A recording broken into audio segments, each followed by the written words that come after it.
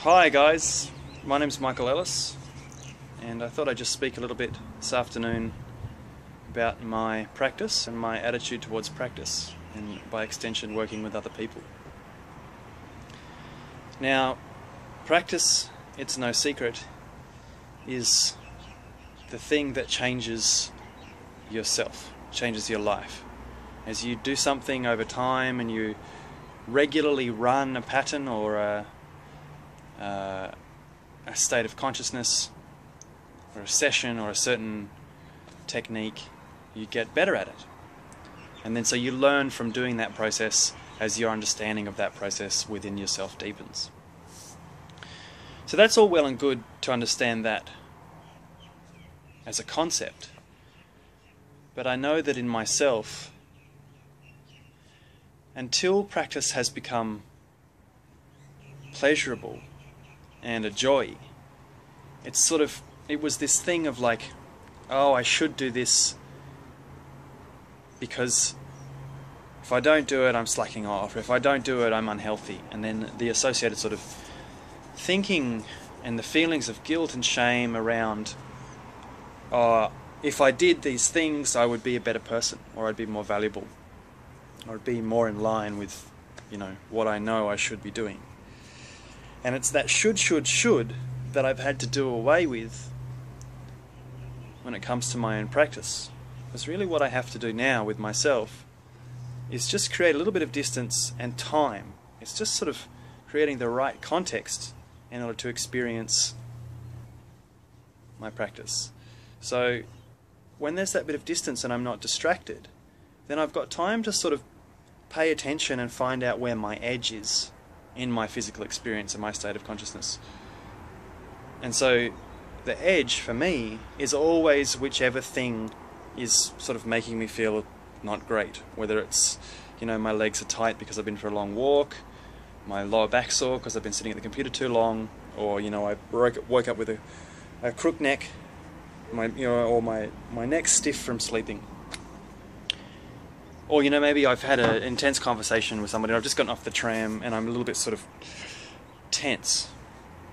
And so dealing with that initial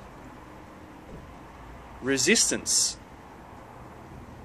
to doing a training, and that resistance comes in the form of, I'd train except, it's like you have to face that first little barrier, that little sort of emotional resistance or physical resistance to doing a session.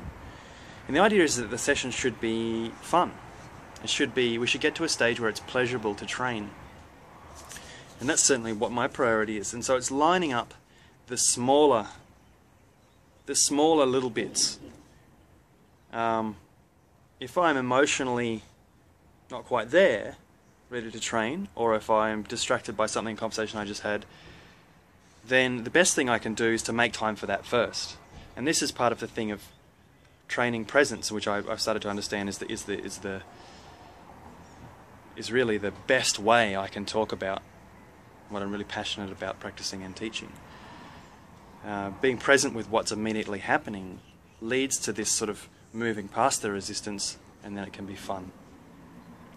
So that's really where I'm coming from as an approach, a training approach. Because I think that one of the things that leads people to search for answers is usually suffering. And it's sort of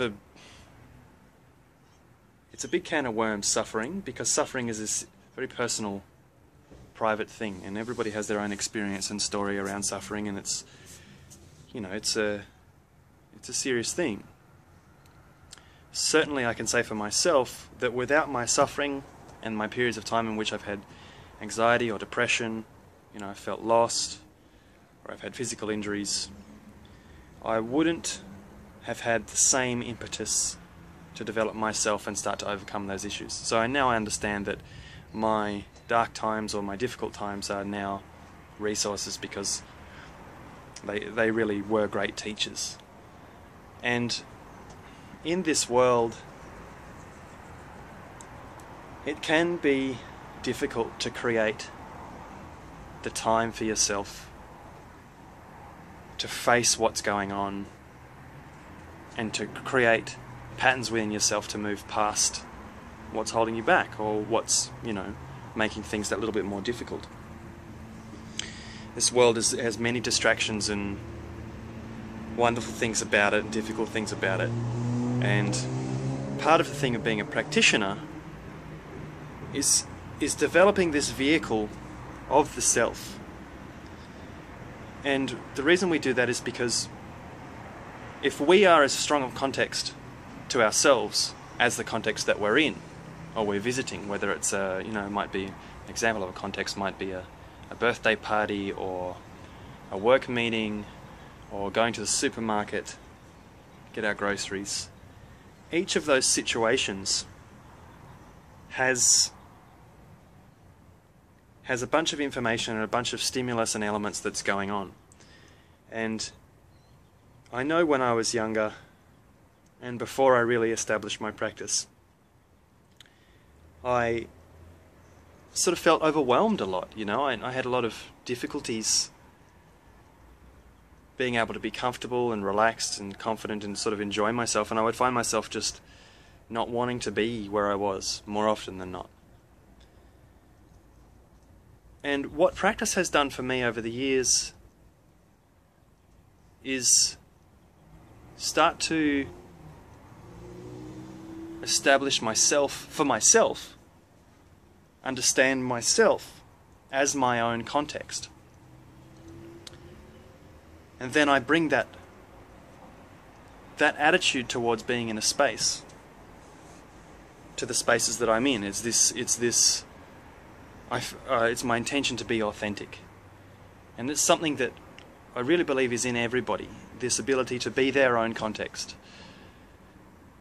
to bring as much of themselves to an environment as they experience of that environment. And it's such an empowering thing to do, is when you can really honestly and deliberately relax into yourself. And talking about it in this way makes me realize that this is a really big can of worms. And one of the things I'm passionate about is making material available and experiences available to people who are interested in really being in the world. And that's what presence training is all about, actually. And if this sounds like something that you're interested in, I'm making it my business to share what I've learned along the way, and it's my great pleasure to do so. And what I hope is that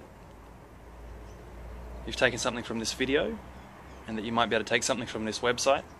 If at all you're interested in more material, any more free content, or knowing more, please don't hesitate to contact.